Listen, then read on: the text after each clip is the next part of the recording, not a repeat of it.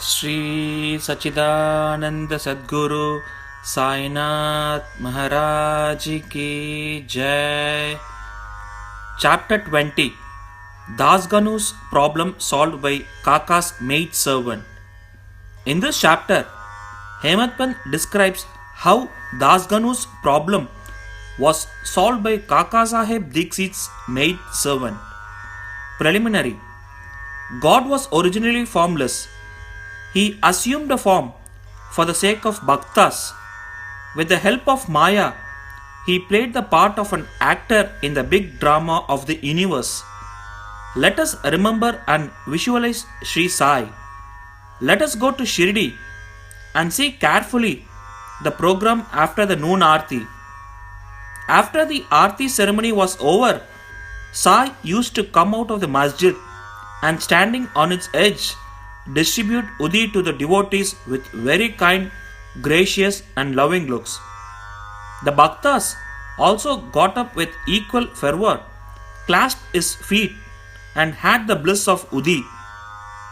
Baba passed handfuls of Udi into the palms of the devotees and marked their foreheads with Udi with his own hands. The love he bore for them in his heart was boundless. Then he addressed the Bhaktas.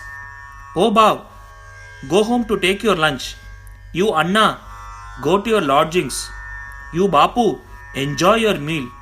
In this way, he accosted each and every devotee and sent them home.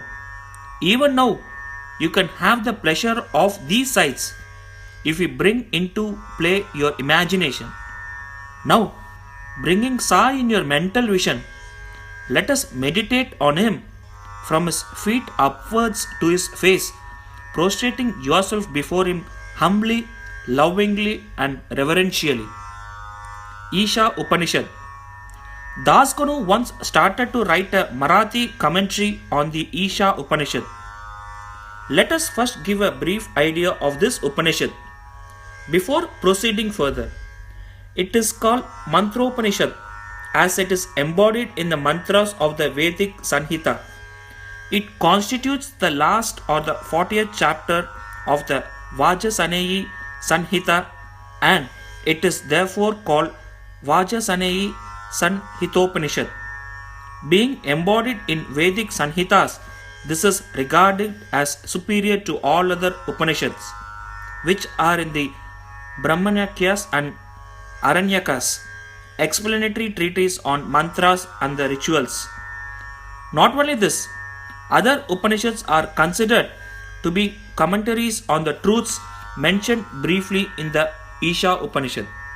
For instance, the biggest of the Upanishads, that is, Brihadaranyaka Upanishad, is considered by Pandit Satavalekar to be a running commentary of the Isha Upanishad. Professor R.D. Ranade says, the Upanishad is a quite small Upanishad and yet it contains many facts which show an extraordinary piercing insight. Within the short compass of 18 verses, it gives a valuable mystic description of the Atma, a description of the ideal sage who stands unruffled in the midst of temptation and sorrows and adumberation of the doctrine of Karma Yoga, as later formulated.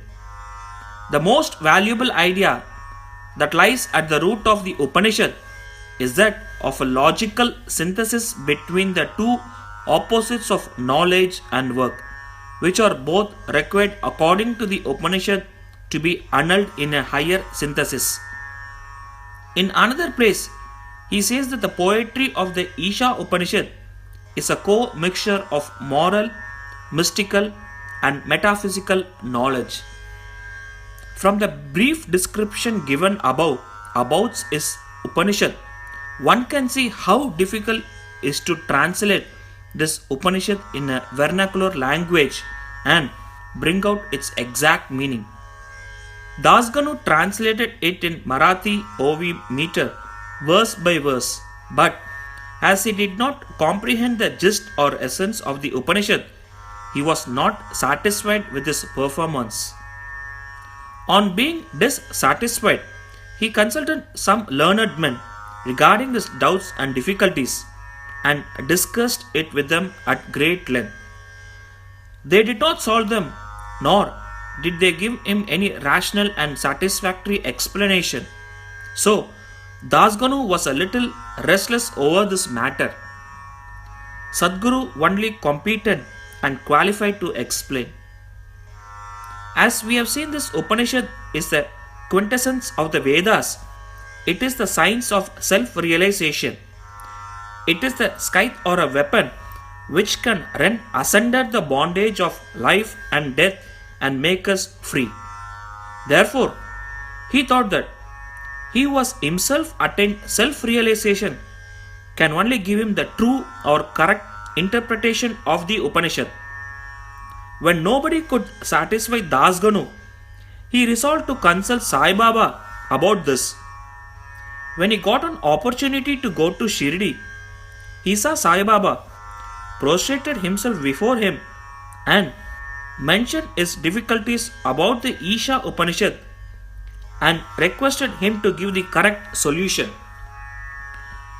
Sai Baba blessed him and said, "You need not be anxious. There is no difficulty about the matter.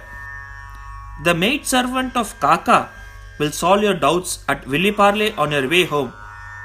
The people who were present there and heard this thought that Baba was joking and said, "How could an illiterate maid servant solve difficulties of this mystic nature?"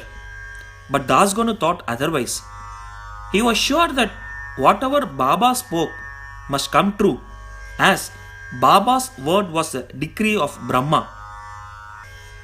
Kaka's maid servant. Fully believing Baba's words, he left Shirdi and came to Villiparle, a suburb of Mumbai, and stayed with Kaka Sahib Dixit.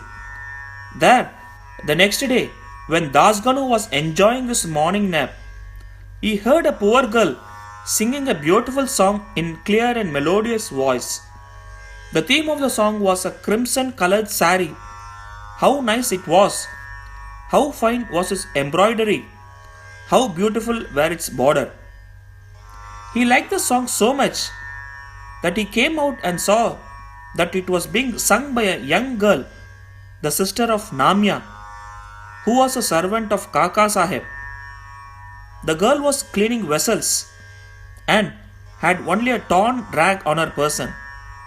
On seeing her impoverished condition and her happy temperament, Dasganu felt pity for her, and when Rao Bahadur M.V. Pradhan gave him a pair of dhotas the next day, he requested him to give a sari to the poor little girl also. Rao Bahadur bought a good sari and presented it to her. Like a starved person and getting delicious dishes to eat, her joy knew no bounds. Next day, she wore the new sari and out of great joy and merriment whirled and danced around and played fugadi with other girls. The following day, she kept the new sari in her box at home and came in the old and torn rags, but she looked as merry as she was the previous day. On seeing this, Dasganu's pity transformed into admiration. He thought that the girl, being poor, had to wear a torn rag, but now she had a new sari, which she kept in reserve and putting on the old rag, strutted about showing no trace of sorrow or dejection. Thus, he realized that all our feelings of pain and pleasure depend upon the attitude of our mind. On thinking deeply over this incident, he realized that a man ought to enjoy whatever God has bestowed on him in the firm conviction that he besets everything from all sides and that whatever is bestowed on him by God must be for his good. In this particular case, the impoverished condition of the poor girl, her torn rag, and the new sari, the donor, the doni, and the deal were all parts of the Lord and pervaded by him. Here Dasganu got a practical demonstration of the lesson of the Upanishad, the lesson of contentment with one's own lot, in the belief that whatever happens is ordained by God and is ultimately good for us. Unique method of teaching. From the above incident, the reader will see that Baba's method was unique and varied. Though Baba never left Shirdi, he sent some to Machindragarh, some to Kolhapur or Solapur for practicing sadhanas. To some, he appeared in his usual form. To some, he appeared in waking or dream states, day or night, and satisfied their desires. It is impossible to describe all the methods that Baba used in imparting instructions to his bhaktas. In this particular case, he sent Dasganu to Villiparle, where he got his problem solved through the maid servant. To those who say that it was not necessary to send away Dasganu and that Baba could have personally taught him, we say that Baba followed the right or best course, or how else could Dasganu learn a great lesson that the poor maid servant and her sari were pervaded by the Lord? Now, we close the chapter with another beautiful extract about this Upanishad, the ethics of the Isha. One of the main features of the Isha Upanishad is the ethical advice it offers, and it is interesting to note that the ethics of the Upanishad are definitely based upon the metaphysical position given in it. The very opening words of the Upanishad tells us that God pervades everything. As a corollary from this metaphysical position, the ethical advice it offers is that a man ought to enjoy whatever God bestows on him in the firm belief that as he pervades everything, whatever is bestowed on him by God must be good. It follows naturally that the Upanishad forbids us from coveting another man's property. In fact, we are fittingly taught here a lesson of contentment with own lot, in the belief that whatever happens is divinely ordained and hence it is good for us.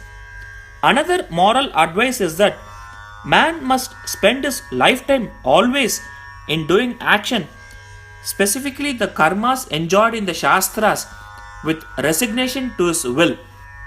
Inactivity, according to the Upanishad, would be the canker of the soul. It is only when a man spends his lifetime in doing actions in this manner that he can hope to attain the idea of Naishakarmya. Finally, the text goes on to say that a man who sees all beings in the self and sees the self as existing in all beings, in fact, for whom all beings and everything that exists have become the self, how can such a man suffer from infatuation? What ground would such a man have for grief? Loathfulness, infatuation, and grief verily proceed from our not being able to see the Atma in all things. But a man who realizes the oneness of all things, from whom everything has become in self, must ipso facto cease to be affected by the common foibles of humanity. Page 169 to 170 of the creative period of Messrs. Belwalkar and Ranade. Bow to Shri Sai, peace be to all. Shri Satchidananda Sadguru Sai Nath Maharaj Ki Jai.